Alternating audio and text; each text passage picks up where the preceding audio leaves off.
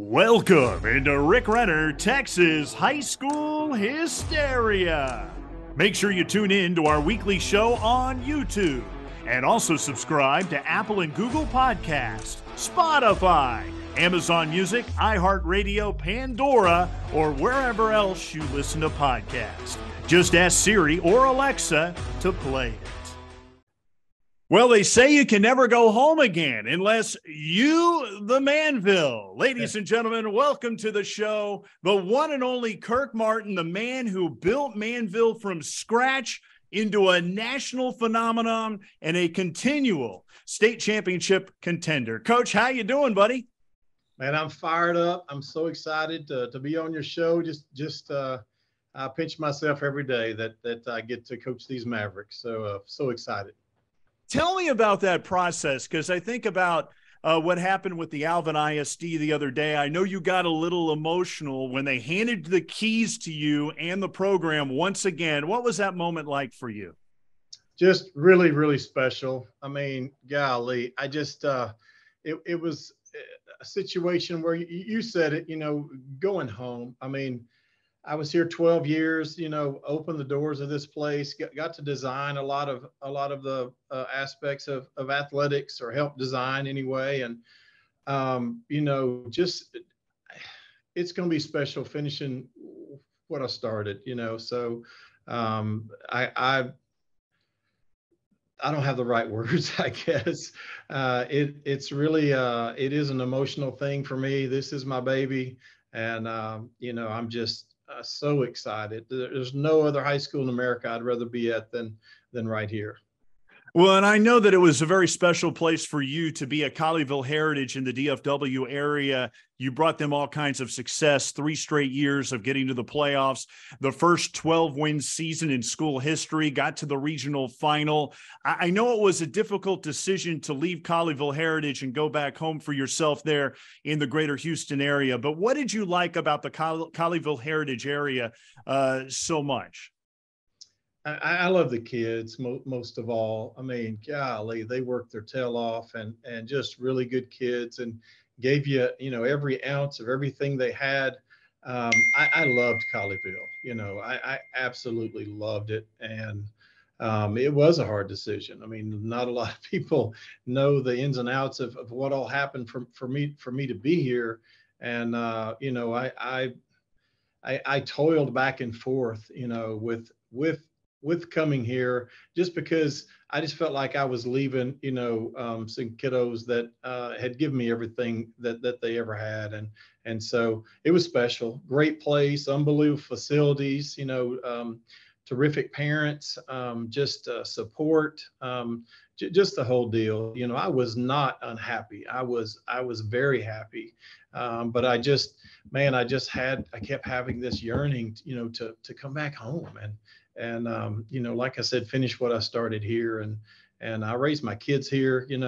My kids all went through this program, and I hired every person that touched athletics here. And so just to get to come back and hopefully, someday ride off into the sunset as a Maverick. Well, let's go back in time now to 2006 when this school started, and it took a couple of years for you to actually be in competition, but you had a vision. How did you make that vision a reality and make it such a state championship contender?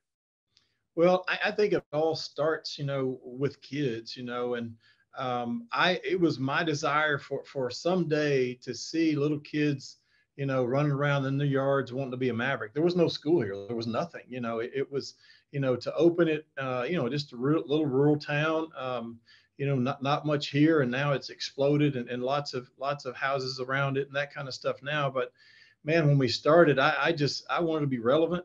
I wanted those kids to someday want to be a Maverick. And so we started that with our ball boys, honestly, and they were mostly coaches' kids, administrators' kids, and that kind of stuff. And man, my AD got after me several times about too many kids on the sidelines. And there'd be a great football game going on at halftime in the end zone, probably sometimes better than the one that was on the field. But that to me is what it's really about. It's about kids. This is a game, and it's supposed to be fun.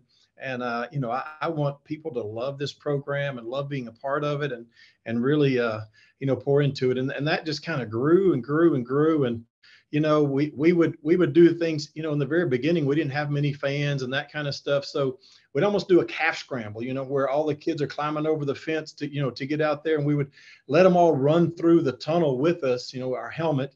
And they would run to the other end. Their parents would pick them up at the other end. And I mean, to me, that was probably more fun than the game sometimes, just seeing the pure joy of those kids, getting to be a part of it and everything. And so hopefully that kind of caught fire. And, then we had the whole Hoka Hey, battle cry and explaining what that meant. And then it took off like wildfire, kind of like the MOJO of Permian. I coached there and wanted something catchy like that. And that all took off. And, it's really been a fairy tale, honestly, just living it. Tell me about the Hoka Hey. I mean, I know the story. What was with the fascination of the Battle of Bighorn and the Crazy Horse, and how you turned that into just an incredible spirit there at Manvel? Well, we want to pour into these kids and just show them love and that kind of stuff. And we really wanted, the selfishness from a coach, the selfishness from a player, we wanted that out of the equation. And so, to us, Hoka Hey means play unselfish. And then I think we try to take it to a whole nother level of be unselfish. Let's give back. We have several community service projects and that kind of stuff. And just those little kids, I mean, you're giving back to them, so, to me, that whole Hoka Hey thing, just took off like wildfire. And I got it actually from Apopka High School in Florida. My brother-in-law coached there, and they did a theme, every month, and I mean, every year. And that was one of their themes one year. And then I started digging into it. Man, that's cool. And then it kind of grew legs and took off. And, it's a neat deal. We stole it, from the program there at Apopka High School. It's the Sioux Lakota Indians is the one that, started the whole thing, and that's their battle cry. It was a great day to die. They were ready to die to keep them getting driven off their land, to preserve their way of life. And, Crazy Horse defeated Custer's Last Stand, the Battle of Little Bighorn, all that stuff that you said. I've actually been to the, Crazy Horse monument. It's pretty special too. And it's dug out of the side of a mountain, like Mount Rushmore, right by Mount Rushmore. And that's pretty neat. And, so we're kind of all in on that deal. So pretty fun.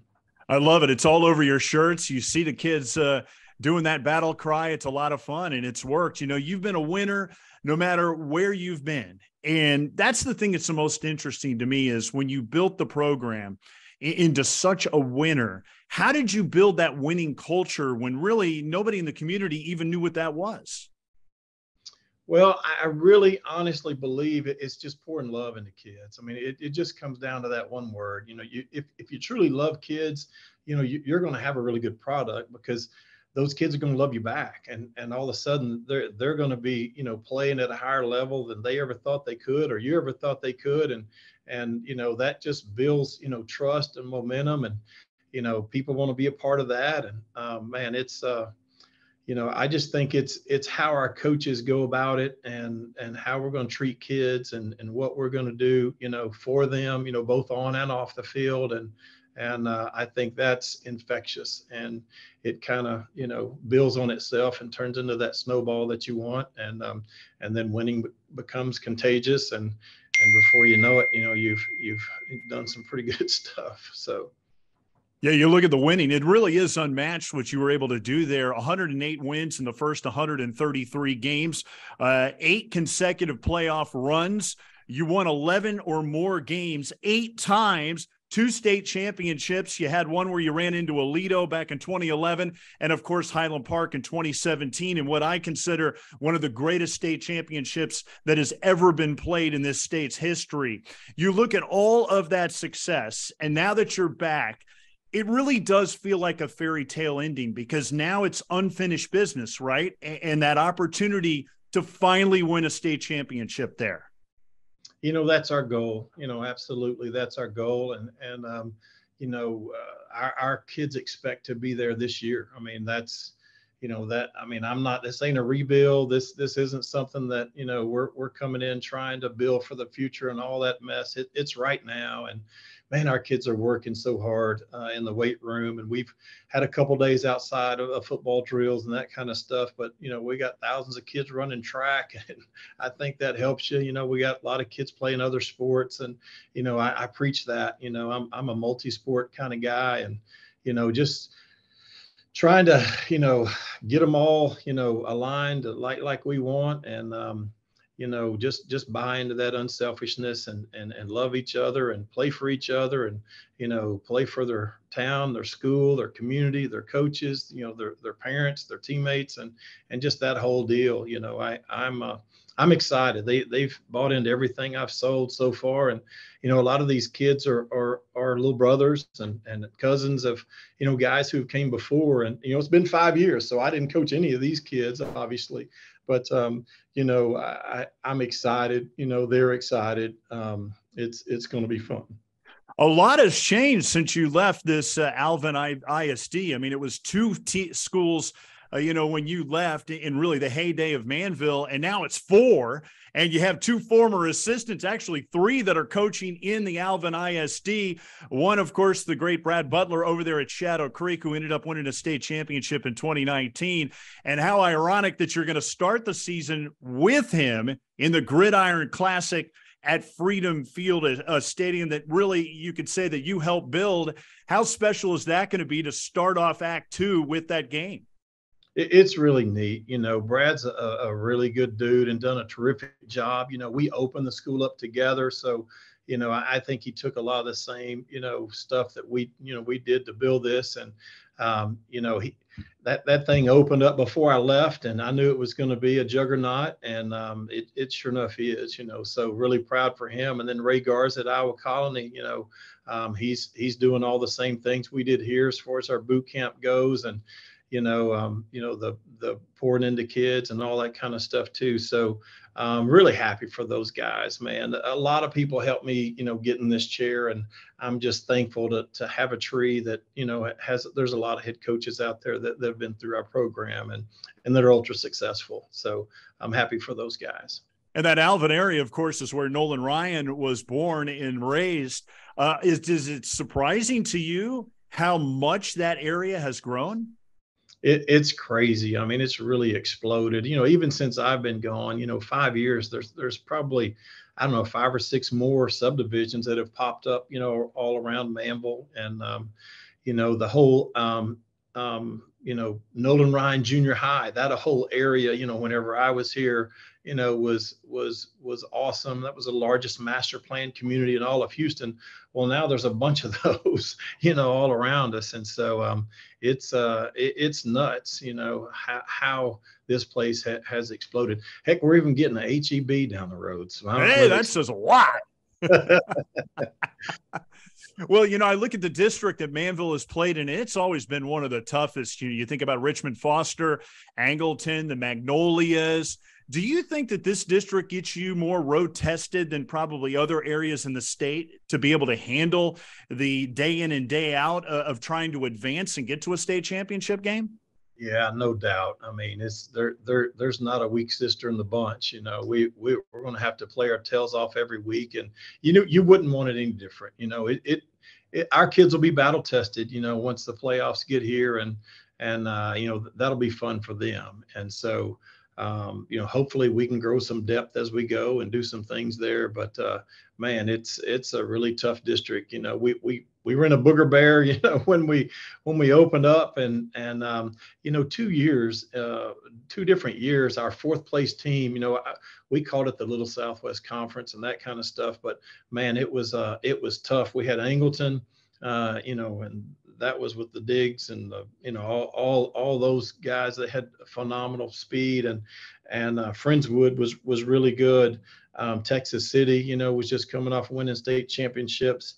Galveston Ball was really good, at that time. Lamarck, was coming off of state championships, and I mean, every week in and week out, we had Dawson, Pearland Dawson in district with us. So I'm used to that, in this area. Some of those other ones have aren't with us in our district now, but man, this one is just as tough, I think so. But go back to, Lamarck, when you're finished fourth and played for state championship, we finished, fourth and played for a state championship. And so, man, it's, our first year in,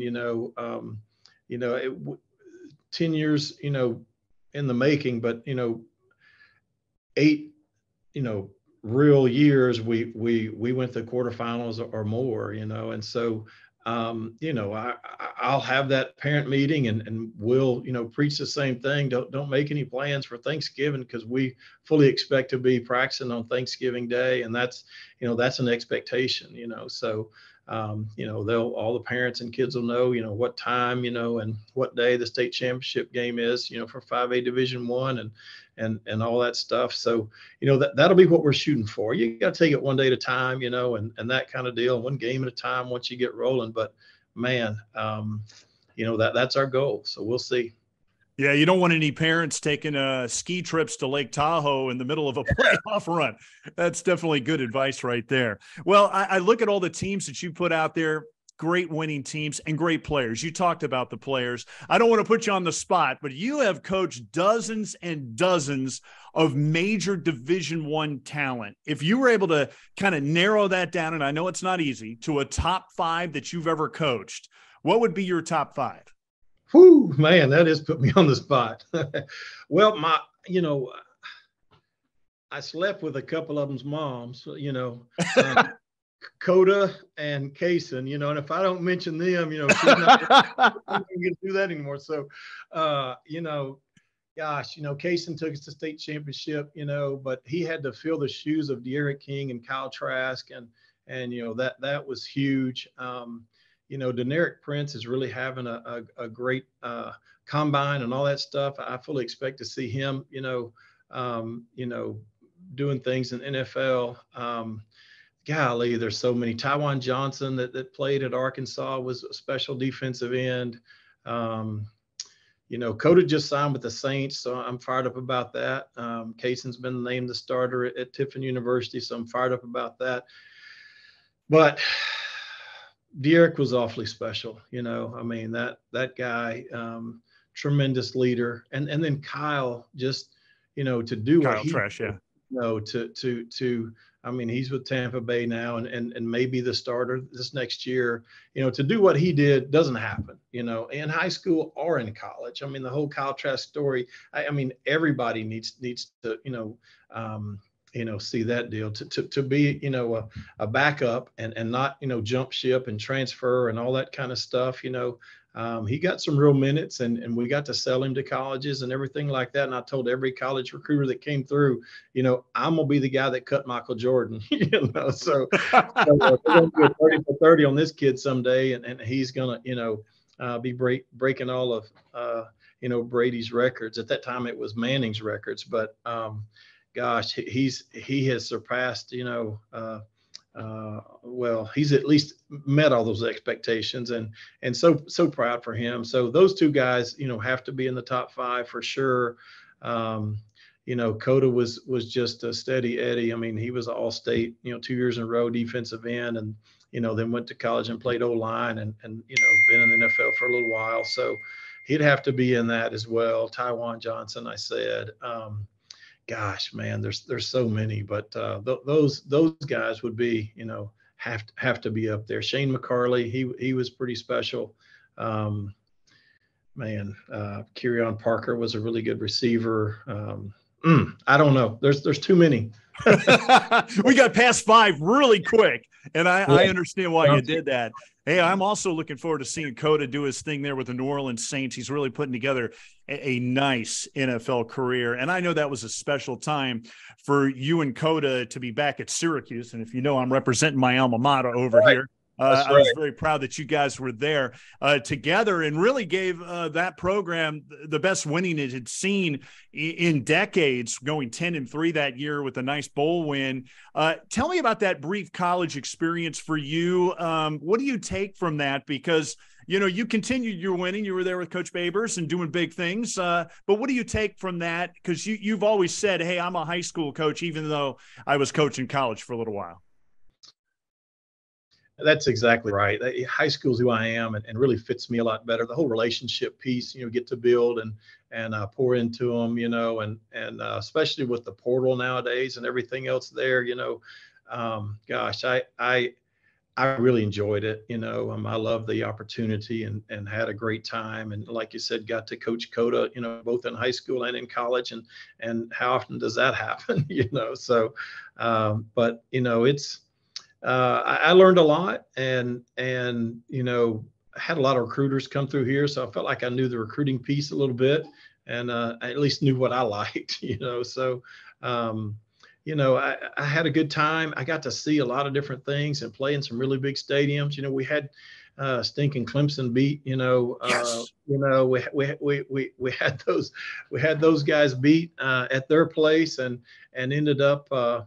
We went for it on fourth down. It was 4th and 3. We get the first down, and we get called for a lineman downfield, which is debatable. But anyway, I'm just to play in those kind of stadiums and everything like that was pretty special for me. And I've been all over the country and seen some things that my eyes never would have seen. Recruiting wise, and heck, I've been to Plymouth Rock and some different things that I never would have got the opportunity to do, so that was fun. But man, I'm where I'm supposed to be, man. High school is where it's at for me, and just the whole relationship part I get to build here is pretty special. Yeah, nothing more special than being able to coach your sons. And, Kaysen, he was an unbelievable quarterback for you at Manvel. One of my favorite players to cover, just his energy, and thinking about his senior year where he was able to put up 3,500 yards and 45 touchdowns. And then, of course, the finale of it all being in that state championship game, a game for the ages, one of the greatest ones we've ever seen on the state championship level. But out of all my moments in my 22 years being involved with Fox Sports Southwest, one of the most special moments was when he got up in front of the team and spoke to the team after that disappointing loss. I know we don't see it right now. We can't see nothing but loss right now. I love y'all so much, man. This is such a great team. My brothers, I told y'all that, man. I don't understand it right now, but God's working, okay? Keep faith. Okay? I love y'all so much. I know it's my last time putting on this uniform, but I'm forever Manvel Maverick. I know y'all are too, baby. And look, I don't care what the scoreboard says. We are champions, man. I love y'all so much. Okay. And really put a positive swing about that. You were right next to him. What was that moment like for you as a proud father of all those kids and seeing your son up there giving a Tim Tebow kind of speech? It was special. I did my very best to never, give him, more props than he deserved or anything like that. And he earned everything he ever got. And just to finish off like that, like you said, as far as a dad goes, to see, your kids see the big picture and all those kids, felt like, their lives were over. We just lost a state championship game, and one of the things he said was, God didn't make any mistakes. Y'all are all still winners. I love you. I'm proud of you. You'll always be winners in my book, all that kind of stuff. It was pretty special. Yeah. I think about all your success and your offenses. They're always the top offenses in the state. Are you one of those guys as a head coach when you're on your own 1 yard line that you think you can actually score? Absolutely. I mean, that's the best time in the world, for defense has got to cover 99 yards. I mean, that's the most room you have, ever, so heck yeah, we're going to expect that we're going to score from there. And we're probably going to throw 4 verts at you. So, that's, I believe in our kids. I believe in our system. I believe in our coaches. And man, that's no better time than that, than being backed up like that. And heck, I think the pressure's on them, not on us. I know the opposing coaches always talk about when they look over at your sideline and they see those bifocals and they're down and you're kind of looking at stuff, that's when they get most scared. I don't know about that. I tell you, I'm not having to look at you like this right now. I got them pushed up today, but the roughest thing was the COVID thing. I had to have my glasses, and then I had to put a mask on, and then it would fog up my glasses. I'm like, man, somebody else may have to call them plays because I can't even see it right now. But yeah, that's that's fun. I don't know that I'll ever give up play calling. I did about 2 weeks one time, and I was miserable. So that's what I like probably most of all, is just calling something and watching it work, and watching what you've designed, what your coaches have designed, come into effect, and you picking the right time and all that kind of stuff. So, that's a blast for me. I don't know that I strike any fear in anybody, but I enjoy it. So how about that? So Manvel's on this run now, 13 straight playoff appearances. I've seen all the pictures that you post on Twitter. You kids are working really hard in the weight room. You got a lot of track speed. I know opposing coaches like to grow the grass really high to kind of slow that down. What are your expectations for this bunch? And tell us about some of the standouts on your team. Well, our defense is pretty darn special. And I think we have 9 returners, 8 or 9, and just a really incredible bunch. I don't want to speak on specific guys yet because I haven't, got to really know them and know what they can do yet. But, our linebacking core is probably as good as anybody's in the country. We've got a really good D line. Our secondary, is tested. So, that's fun. And then, offensive line wise, I've been really, really impressed with this bunch.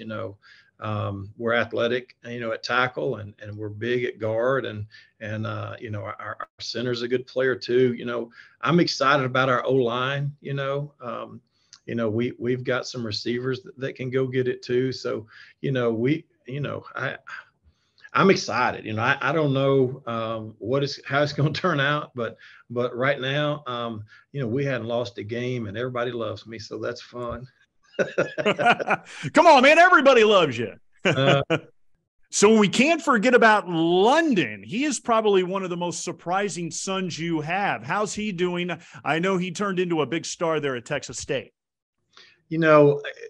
He did the same thing in college he did in high school. He was a 7th grade B teamer, 8th grade B teamer, freshman B teamer, played JV as a sophomore, was on all the special teams as a junior, had a lot of doubters, but he never quit believing in himself and trusting the process and all that stuff, the cute things that people say. But really, he's just great work ethic. His senior year started, had several offers, chose Texas State. Did the same thing there, was really a special teams guy, for most of his career. Junior year finally started. Senior year, they moved him from outside backer to inside backer. That kid was 233. He jumped 38.5 vertical, 10.2 in his broad jump, ran 4.59, bench 225, 25 times. He'd have been like top 5 in the combine in almost every category. And he's turned some heads. He's a real sleeper in the draft. And I expect big things from London. He certainly has to be in that top 5 category too. I mean, another story like Kyle Trask, just determination, grit, work ethic, all that kind of stuff. Love him and so proud of him. Well, Kirk, I know that the Manvel blood runs very deep in your family. I think about your daughter who married her high school sweetheart. The two of them were amazing athletes. Your son-in-law actually played football for you. And when they had their wedding, they actually had some interesting vows in their wedding. Tell us about that. Well, her whole wedding was it was the very beginning of COVID. And, first of all, Corey Joe is the toughest kid I got, the most, hardest working, most competitive, athletic. She's just, she's a daddy's girl, but man, she's tough. But she was on the sideline with me all growing up, until she, got old enough to be a distraction, and so, probably along about 7th grade, she had to stop being, she was carrying my cords back when they had cords, and before that, but then after that, she became, she would take care of her footballs on the sideline, and she just followed me around, was my shadow. Awesome kiddo. But she bought into the Hoka Hey thing probably more than our team did. She took it into her wedding, and she talked about her husband and how she would always be his ride or die, and that she would be unselfish and submit to him and just do everything together as one and all that stuff, and then she said Hoka Hey, and she said that really is Hoka Hey, you're unselfish and you give to me and I give to you, and that really is Hoka Hey. So I just thought that was really cool, and I didn't see it coming. I didn't know that was part of the deal and all that. But it was a crazy wedding to start with. It was the beginning of COVID and all that. It was literally the weekend that they shut down the world. And we'd had this big venue planned and all that. And then we had to pivot, and it had everybody there. Everybody had flown in and everything else. And so we had rented a beach house for the bridal party to stay at. And so we ended up having a beach wedding, and that it ended up being, really cool anyway. But yeah, she's I'm actually living with her right now. Caren is finishing up in Colleyville, and she's got to finish her, she could have came early, but she wasn't going to leave her kindergartners. That's just not who she is. So she wanted to finish out the year with them. And so I'm actually living with my daughter here. I'm in their spare bedroom. And when we decided that's what we were going to do, she set me down on the couch and she says, "Okay, listen now, you're living under my roof. You're going to live by my rules." I'm just staying out all late at night and all that. We've got a bedtime around here, and the dishes are dirty, clean them. If the trash is full, carry it out. I mean, she gave me the whole rundown. And I'm like, "You're a mess, little girl." So, well, she is your toughest kid, right? She's your toughest athlete. Absolutely, no doubt. And the boys won't argue with that. They won't argue with that at all. When her husband Tyler was their very first date, actually was homecoming, and he was gonna invite her to homecoming, and he had been at our house for FCA and some different things, and I told Caren, I said, "Why are all these guys hanging out here? After FCA it's over, they need to go home." She goes, "Well, I'm pretty sure one of them boys likes your little girl." I'm like, "What? What's going on?" Well, they're in high school. I guess Corey is a senior, maybe she's a junior, Tyler's a sophomore. I don't know. But I had heard he was going to invite her to homecoming. And so it's all the homecoming, promposals, all that mess, it's really crazy how these kids, do all that now. But so I said, all right. So the next day, Caren said, "But don't tell nobody. Corey Joe swore me to secrecy. She'd heard about this, but he hasn't asked her yet. So don't mess it up." So I said, "Okay." So the next day I walk in, and I fling the weight room door open during our 5th period athletics, and I said, "Tyler Leggett, come here." And everybody's like, "Oh." So I bring him in my office, and I set him down across my desk, and I said, "Word on the street is you're going to ask my daughter to homecoming." And he starts stuttering and stammering. "Well, I was afraid, he's going to back out, And I said, "Hey, Tyler, I love you. I think you're a great young man." I said, "I can't think of anyone better to invite my daughter to homecoming." And the rest is history, So anywho, he said, "Well, I'd like to, but I don't have her phone number." I said, "Well, I happen to have that." So I'm the one that gave him her phone number. How about that? But anyway, he's a great young man. And he's an accountant and doing really well, providing for them. And she's a teacher here in Alvin ISD, and we're just rocking it all in one house right now. So fun stuff. That is a beautiful thing. And you can put some fear into somebody a little bit there. Well, I think about your journey, and it is immense. You've been all over the country. I mean, you were a native of Turkey, Texas. You started out as an assistant out in El Paso, Alvin, Odessa Permian with the MOJO. Giddings, finally got your first head coaching job at Alpine. Then, of course, beginning the program there at Manvel. You go to New York for Syracuse, then the DFW for Colleyville Heritage, and then back to Manvel. My question is, your wife, and I know she is the rock of the family, your lovely wife, how has she put up with all this moving? I don't know. Honestly, she's special. There's not enough words or time on your show here for me to, just describe, how awesome she is. I mean, she is the rock of our family, holds us all together.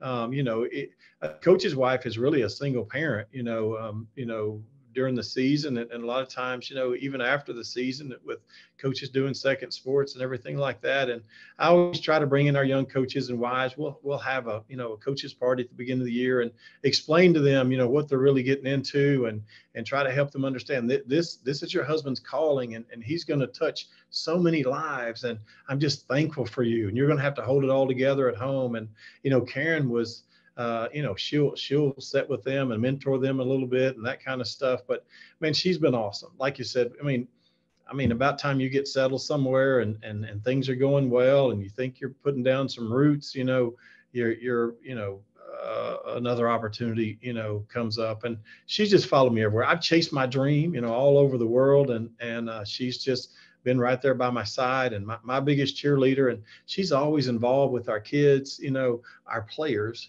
always involved with them and in their lives and just doing so much for them, praying for them, pouring into them. She brings stuff up here all the time and she's really involved in her FCA and all that. She's really, really a rock star. And, man, I couldn't have done it without her. I really couldn't have. A lot of people say that. I could not have, and been any kind of success because she takes the stress, off of it. When you get home, she's whether win or lose, she's there by me and supporting me and every once in a while she'll question a few things here and there, about, well, why did you call this play on this situation? Who knows football now? And that's fun too. The coolest thing when we moved here, there wasn't a school or anything. Well, there's, all the only fans we had was parents, and band parents. And so she would bring noisemakers to the game and just pass them out. I mean, she had a huge duffel bag where she carried all this stuff, so much so that they made rules at Alvin ISD Stadium. You couldn't have noisemakers because it became a thing, and, anyway, she's just always been, all in, and that's all you can ask for in a mate. I try to honor her and probably don't do as good a job sometimes as I should, but golly, she is really, really special and truly a coach's wife to the nth degree, holding everything together. And she raised our kids and they all turned out really good. So that's awesome. I didn't have much to do with it, but well, I love the line that she had. She said, the experiences and the people that we've met have made all this moving worth it. That really is what makes coaching special, the bonds and ties that you make. And then, all those kids, and then, as they grow up, Caren taught several of them, that have played for me in kindergarten, so that's been fun. There's a lot of kids here now that she taught, because she's always been important for her to teach in whatever district I'm in a feeder that fed, our school. So that's been real fun. But yeah, the relationships, that's, wins and losses are going to come and go, and trophies are going to tarnish and all that stuff. But really, the relationships are what last forever. And man, she is a huge relationship builder and just awesome. I mean, she's honest to God. Whenever I took this job, they were more excited about my wife coming back than they were about me. She's been our overall district's teacher of the year.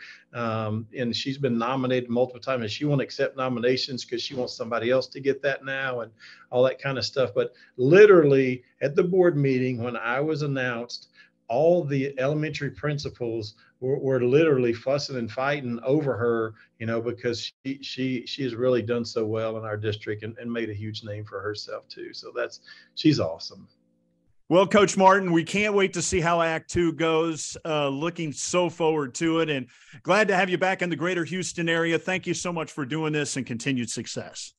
Man, I love you, Rick. You are the real deal, man. I've been a fan of yours for years and years and years, and just to, to get to do this with you is special to me. And thanks for everything you do for high school sports and specifically high school football in Texas. I appreciate you more than you know. Thanks, brother.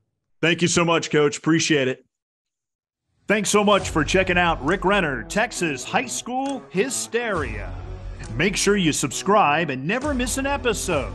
You can catch us on YouTube, Apple, and Google Podcast, Spotify, Amazon Music, iHeartRadio, Pandora, or all the other major podcast platforms. Tune in, and we will see you next week.